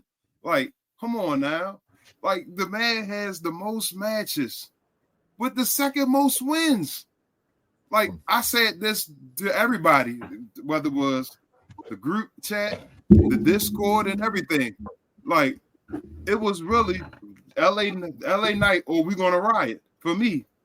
But the thing is, like, man, like I hate that Seth has the briefcase right now, but I get it because of what he's doing and the build up for him becoming the champion. But overall, I understand Dom. Like I know he was going to win. Like that wasn't no question. I don't want to take away from Naomi because I expected her to win and everything like that. But just because the main event was cool, I didn't like the fact that Jay looked weak and he's your champion. Like, I can see if you want to go a little back and forth or whatever, but at some point, like, you can't make that man look weak throughout the entirety of the whole match. And Cody doesn't even have a belt. But I guess because of, who he is and all that stuff. But I can't hate it because I like Cody too. But it just made Jay look weak. And I know that we might get ready to go to BA's favorite place tomorrow in Phoenix. But yeah, this makes Jay look vulnerable for tomorrow. I'm with you. So you said your overall was a B+? That you're right. I can't the fact that LA Knight lost, I can't give it no higher than that. Okay. All right, I rocks with it. All right, so let me just follow up with a couple of things real quick. This pay-per-view for me was an A+. You'll rarely ever hear me say that in my lifetime. Not in my lifetime, I want to say in this Paul Levesque era. Hear me say that about a pay-per-view. This was an A+ pay-per-view. I am very excited to see Raw tomorrow. I'm very, very, very excited to see Raw tomorrow. And that's what a show's supposed to do for you, where you're ready to go see the next show, build a point, give you a cliffhanger where you're like, man. And this was the ultimate cliffhanger for me. A couple of things about the show in particular. It wasn't the greatest show in general. The Dominic Mysterio thing, like Queen said, was just a continuation. Shout out to Dom. I was just talking about it. It's crazy. I was just saying right before Dom challenged Octagon, I was saying, Queen, what's going on with Dom's Intercontinental Championship reign and all? Like, he's not doing anything with it. This is becoming BS. And he goes out there and issues a challenge and all. So I was happy to see that. Didn't really need it, but it was still good to see him have actually challenge somebody and beat them. The women's Intercontinental match, I don't care for either one of these ladies. I know y'all told me about Becky before. I missed her whole run. This whole run to me with her doing this, whatever, Becky, what are you saying? Same thing with Lyra and all. They put on a good match. It's not that they can't wrestle. I don't want to say that, but they're not entertaining to me. I can do without this. I knew Becky was going to win. She had to win. She came back and was in this whole trilogy of matches with her. Like, she had to get a victory at some point if she really is the man. Women's ladder match, I thought that was the probably the best per match on the card. As far as the Money in the Bank match, I was happy that Naomi won. I thought Triple H was going to give it to Stephanie because she had been having all the momentum, all the matches and all of that. He didn't, which is why I said earlier in the show that we could have put somebody else in that spot. Why they had to wrestle 3 times if we need cuts and all of that was going on. But it was good. It was awesome to see Naomi win. Like, that almost made the show an A by itself, seeing Naomi win the Money in the Bank. But then we get to the men's Money in the Bank. I don't think this makes Seth look stronger. I think BA said that at first because of that, as Queen said, it was him versus a bunch of mid-carders. Like, everybody else on that was a mid-carder, and it was like, damn, Seth, like, really, you're just going to win this? And I thought LA Knight was going to win, but then I switched it up at the beginning before the match happened and said, Travis, I think the last straw is the King of the Ring. When I saw we'll get into that, but the King of the Ring little tournament they talked about, so I'm like, maybe that's where we're going to lead into with that, because you got to give Seth this one right now, and you can't have him lose because you kind of destroy him. But I still thought it was kind of weak that he didn't have any competition in the Money in the Bank in the ladder match. Like, it doesn't make him look strong at all to me. But he got the dub. That was good for him, I guess. And the tag team match, it was good to see Cena. I love Cena's heel turn. I know people hate it, and this is the worst heel turn of all time. Cena's whole demeanor right now is just to ruin wrestling. So you should hate him. That's how it is. I love that he's doing that. I feel like the whole Logan Paul thing, I despise Logan Paul. I know his character. I know he's athletic and all of that stuff. If he ever got a world championship, I would not be watching wrestling while he's the world champion. I'll let you guys know that. I cannot watch it and wait for the show where the main event is to wait for Logan Paul to talk or to defend his championship. No, that won't be fun TV for me. But I think he's great for what he does. I understand he's an attraction. I understand also you can give him a mid-card championship and all, but he should never have the heavyweight championship. But all in all, with the ending of the show and how it ended, I give it a A+, in my opinion. Go ahead, Devon. I'm gonna just throw in there. I feel like that Seth Rollins win for the Money in the Bank is like Brock beating Taker and then the streak. Brock didn't need that under his belt. I think that somebody like Roman at the time should have gotten it. Definitely Bray Wyatt, but just somebody else besides Brock. And that's how I feel about that Seth Rollins win. I don't think he needed that at all. They made it too obvious. Those other guys, like, why was El Grande Americano in the match? I mean, they needed to bring some sort of Mexican flavor over. I don't know. But he ain't Mexican. That's my overall opinion. But Travis, since you said that, man, what was these highs and lows presented by? Let's move it on. the people at Fanatics. Yes, sir. This I Was Told segment is brought to you by the folks over at FANATICS. FANATICS is the world's largest collection of officially licensed fan gear from all the leagues, teams, and players you love the most, including WWE.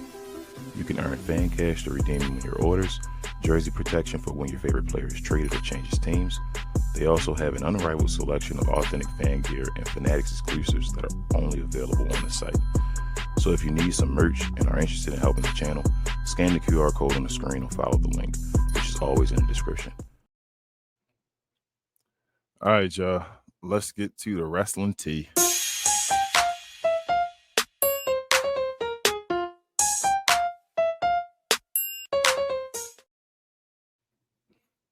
All right, y'all. First and foremost, they announced the King and Queen of the Ring tournament that will be, I guess, finishing or concluding, I should say, at Night of Champions, and that the winner of the King and the Queen of the Ring will get a title match at SummerSlam this year.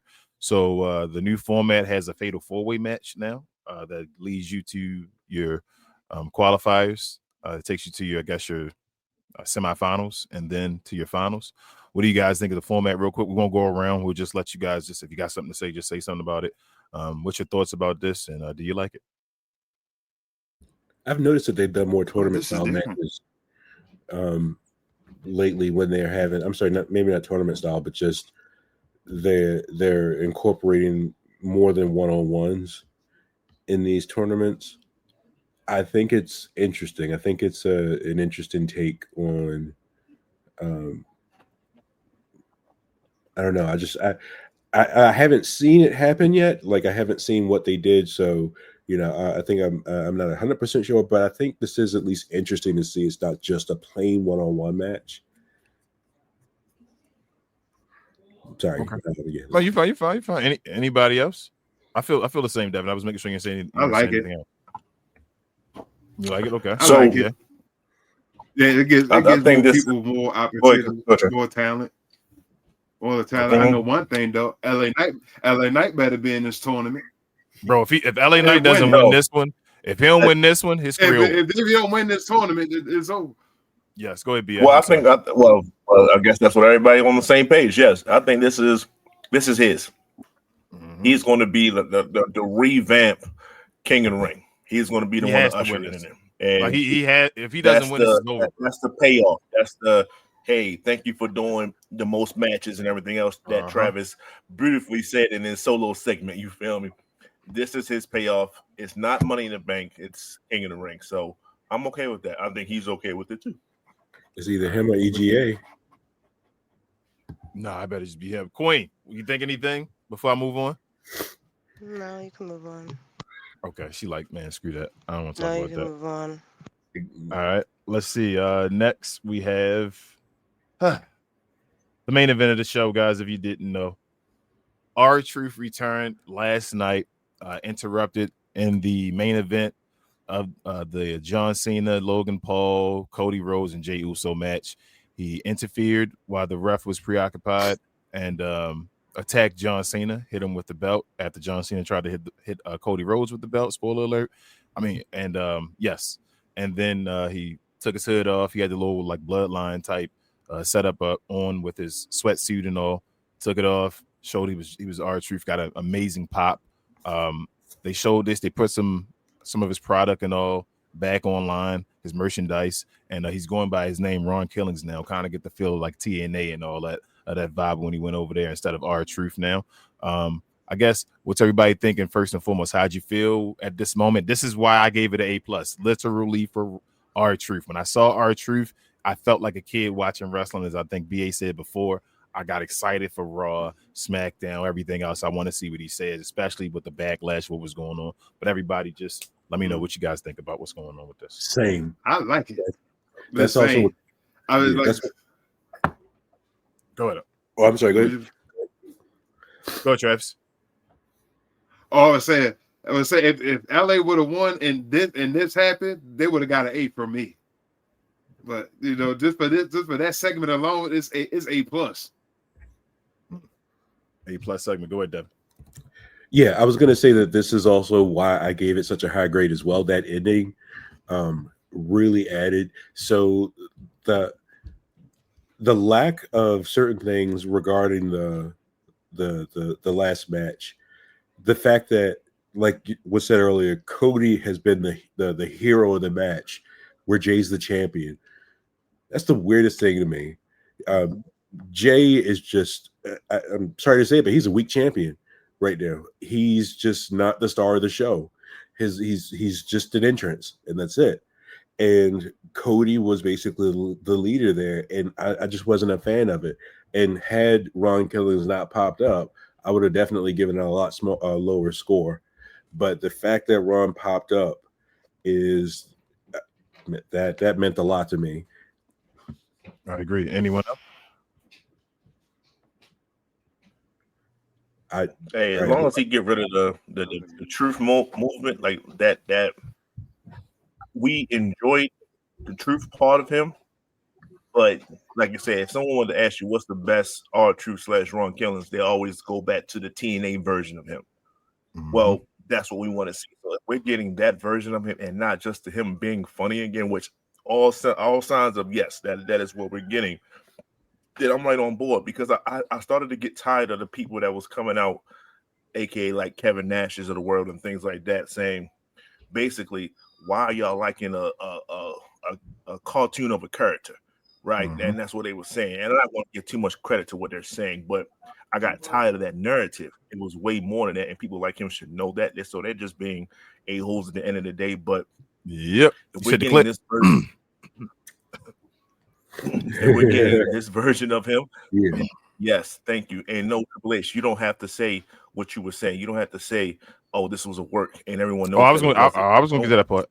I'm gonna get to that part. Save. So I'll leave it alone at that. So it's all connected, and like I said, just I'm glad that it's this version of him, and even we get a little bit of the truth. That might be the perfect version of him, a little bit of truth, but majority Ron Killings. I'll be a happy person. I think that the fact that they're calling him by his legal name instead, and they didn't even have R-Truth in this poster, in this advertising or anything like that. Mm-hmm. I definitely think we're going to get a serious character. Even his facial expression when he was in the ring, yep, it was all different. Serious. Yep. This is not only that TNA run, but this is also Awesome Truth.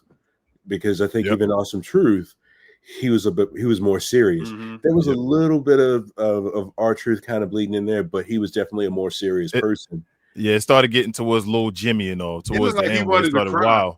But before then, I think, and then we can move on because we got one more segment before we move on. We're losing time, but I think R-Truth, like Ron Killings, with him doing this, I think it's complete leverage because they needed him. Like at that point, they were sabotaging the show we asked for and all that, yelling his name. When the pre-show started, everybody was in the comments giving hashtags, "We want truth," and all that. I was part of it as well, doing it with the We Talk Combats show as well, with our channel. But like they had to bring them on. And I think R-Truth, using his name, kind of like has leverage now to say, I'm going to do this my way now. You see, they want me. You need me back.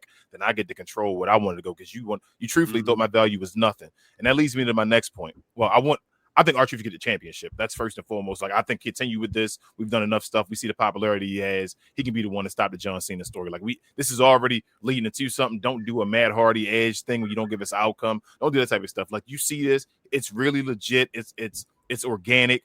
The love for R-Truth and all that, and Ron Killings, like, you can really make it where he is. He changes his character and he becomes something with the people behind, and he can win the championship just his one time, his legacy championship, which would be bigger than like a Kofi Kingston even to me. Like, that would be.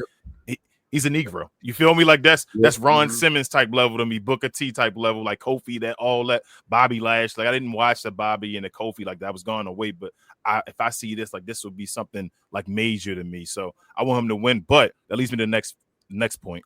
Triple H claimed, somebody asked him after the event at the post show or whatever, if it was a work, and he said enjoy the show and all, it all was a work and all that nonsense. But for some reason, we have a bunch of people.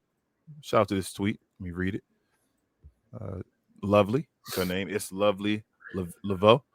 She says, "I'm gonna say this and be done. Wrestling as a collective, fans and wrestlers together use their voices to help keep a black man's job. Help get a black man job. But can't talk.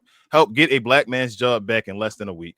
That's why the how, in quotes, is important to me. 22 million views and broken hearts. Change was made, period. Ron Killings responded by saying, no cap, hashtag we want truth was seen, heard, felt, and understood. Believe me when I say this, I love every one of y'all to death. We made history together. Now, with that being said, and what Paul Levesque said, anybody have any closing thoughts before we get to the end of the show?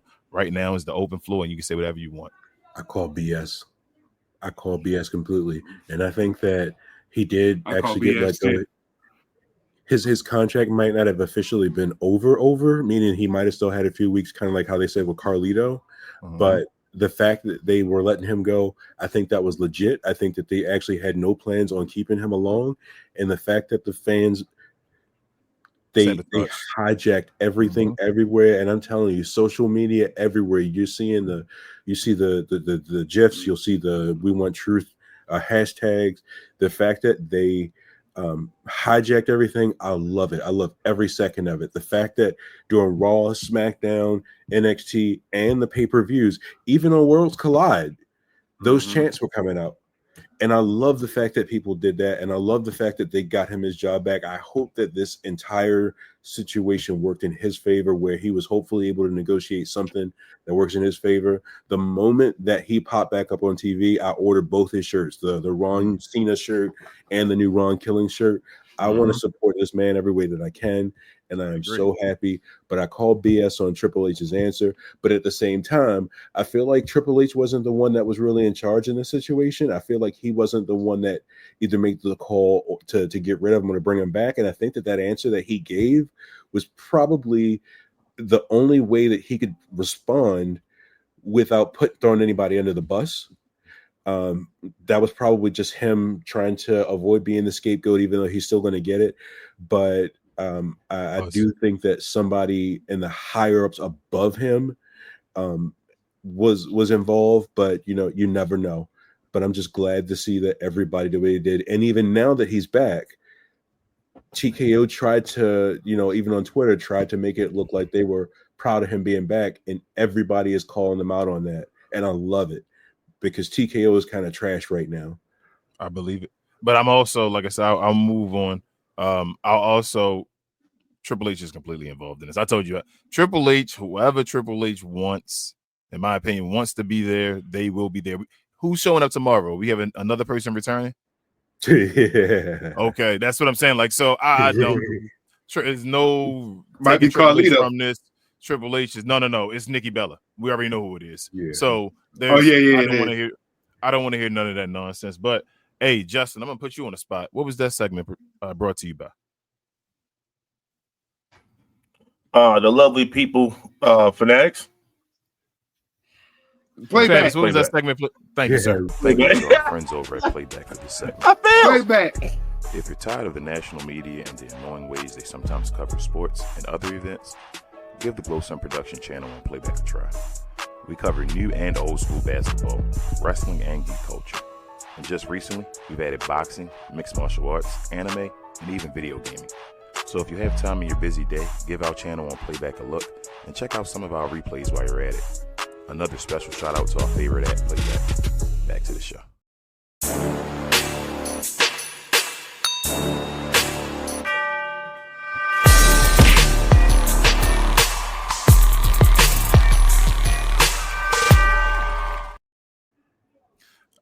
All right, y'all. Let's see if you have any questions or comments real quick so we can end this show.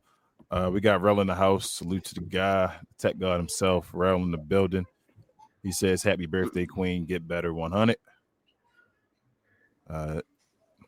Devon here as well, doing double duty, saying happy early birthday to Queen as well. We got Cuz in the building, Reggie. He says, what up, Cuz? Happy birthday, Queen. Somebody tried to kill our buzz, but Reggie's back saying, really wish Jacob Fatu was in the ladder match instead of Solo. I feel you. Y'all think you think Solo gonna take the belt from Jacob Fatu? No. I think he is. No, I think he should.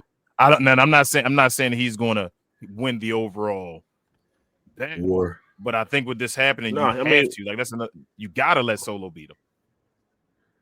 That's what JC Mateo But went for, that way right? he gets in the title picture. That's exactly that. You said it right Yeah. there. He has a whole muscle behind him. Pause in JC. Like that's why he wins. Now they can go back and forth for a little bit, so he win and then he can take it back off of him.